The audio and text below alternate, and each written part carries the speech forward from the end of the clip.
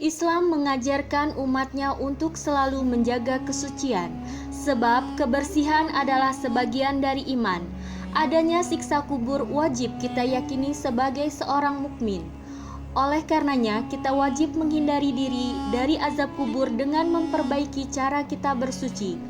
Benarkah siksa kubur kebanyakan akibat tidak suci dari air kencing? Mari kita simak videonya. Bismillahirrahmanirrahim.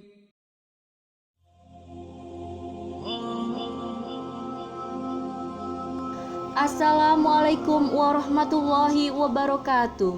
Para saudaraku semua, syukur alhamdulillah kita panjatkan kehadirat Allah Subhanahu wa Ta'ala karena kita masih bisa berjumpa lagi di channel ini. Semoga saudaraku semua selalu diberikan kesehatan, dilapangkan rezekinya, dipanjangkan umurnya, dan diampuni segala dosa-dosanya oleh Allah Subhanahu wa Ta'ala. Amin ya robbal alamin. Salawat serta salam tidak lupa juga kita curahkan kepada junjungan kita Nabi Muhammad SAW yang kita nantikan syafaatnya di yaumul kiamah kelak. Tak banyak yang tahu bahwa siksa kubur ternyata kebanyakan disebabkan oleh buruknya cara kita bersuci, seperti halnya saat kita buang air kecil atau kencing. Dalam hadis yang disebut oleh Ibnu Hajar al-Asqalani dalam kitab Bulughul Maram pada bab buang hajat yang berbunyi, dari Abu Hurairah radhiyallahu anhu ia berkata, Rasulullah Shallallahu alaihi wasallam bersabda, bersihkanlah diri dari kencing, karena kebanyakan siksa kubur berasal dari bekas kencing tersebut. Hadis riwayat Ad-Daruqutni.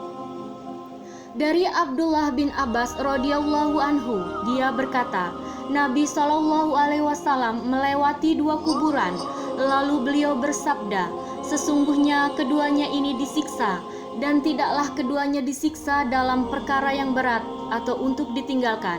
Yang pertama, dia dahulu tidak menutupi dari buang air kecil. Adapun yang lain, dia dahulu berjalan melakukan namimah, adu domba. Kemudian beliau Shallallahu alaihi wasallam mengambil sebuah pelepah kurma yang basah, lalu membaginya menjadi dua. Kemudian beliau Shallallahu alaihi wasallam menancapkan satu pelepah pada setiap kubur itu. Para sahabat bertanya, "Wahai Rasulullah, kenapa Anda melakukannya?" Beliau Shallallahu alaihi wasallam menjawab, "Semoga Allah meringankan siksa keduanya selama pelepah kurma ini belum kering." Hadis riwayat Bukhari nomor 218 dan Muslim nomor 292. Tidak berhati-hati ketika kencing adalah tidak mematuhi adab dalam berkencing serta masih membiarkan diri kita terkena jejak cipratan kencing. Sebagaimana kita ketahui, Rasulullah SAW telah menganjurkan kita untuk kencing dengan berjongkok.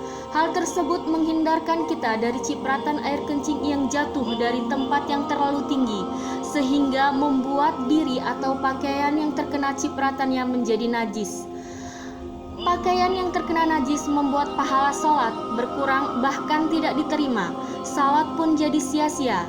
Hal inilah yang menimpa orang-orang yang masuk neraka dan mendapat siksa kubur, padahal mereka termasuk ahli ibadah. Perihal kebersihan dari kencing ini bahkan sampai diungkapkan oleh seorang wanita Yahudi pada istri Rasulullah Shallallahu alaihi wasallam, Aisyah radhiyallahu anha, sebagaimana diriwayatkan dari An-Nasa'i dalam kitab Jami al-Ushul yang berbunyi, seorang wanita Yahudi datang kepadaku lalu berkata, sesungguhnya siksa kubur disebabkan oleh kencing. Kemudian aku berkata, kamu bohong. Dia berkata lagi, benar, kamu bahkan memotong baju atau kulit yang terkena kencing. Ketika Rasulullah hendak keluar untuk sholat, beliau sempat bertanya, ada apa ini? Lalu aku beritahu beliau apa yang wanita Yahudi itu ucapkan. Beliau bersabda, dia benar. Sejak saat itu, setiap selesai sholat, beliau bersabda, wahai Tuhannya Jibril, Mikail dan Israfil, lindungilah aku dari panasnya api neraka dan siksa kubur. Hadis riwayat An-Nasa'i. Berdasarkan keterangan hadis di atas, Syekh Ali Roghib dalam Ahkam Asy-Shalah menyebutkan, Hal itu menjadi bukti pentingnya toharoh atau bersuci dalam ajaran Islam. Ditambah bersuci adalah salah satu syarat bagi keabsahan sholat. Al-Hafiz Ibnu Rajab dalam tafsirnya juga menjelaskan, sebagian ulama menyoroti pengkhususan perkara kesucian dari kencing dalam hadis di atas hingga menjadi penyebab siksa kubur. Hal ini disebabkan alam kubur adalah rumah utama menuju kampung akhirat. Sementara bentuk kemaksiatan yang diberikan balasan pada hari kiamat salah satunya adalah hak Allah Subhanahu wa Ta'ala yang mencakup perkara sholat.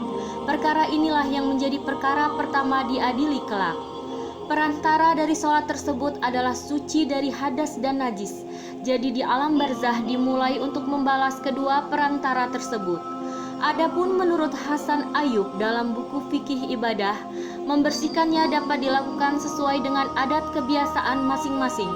Kemudian, hadas setelah kencing tersebut dapat disucikan dengan batu, air, atau segala sesuatu yang bisa membersihkan dan menyucikan. Jadi, jangan lupa senantiasa dalam membersihkan diri dari segala hadas, termasuk buang air kecil sekalipun, sehingga kita semua terhindar dari bentuk siksa kubur.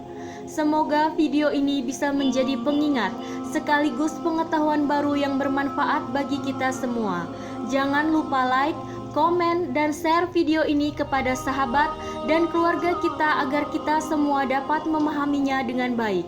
Mohon maaf apabila ada salah-salah kata, karena kesempurnaan hanya milik Allah Subhanahu wa Ta'ala. Sampai jumpa di video selanjutnya.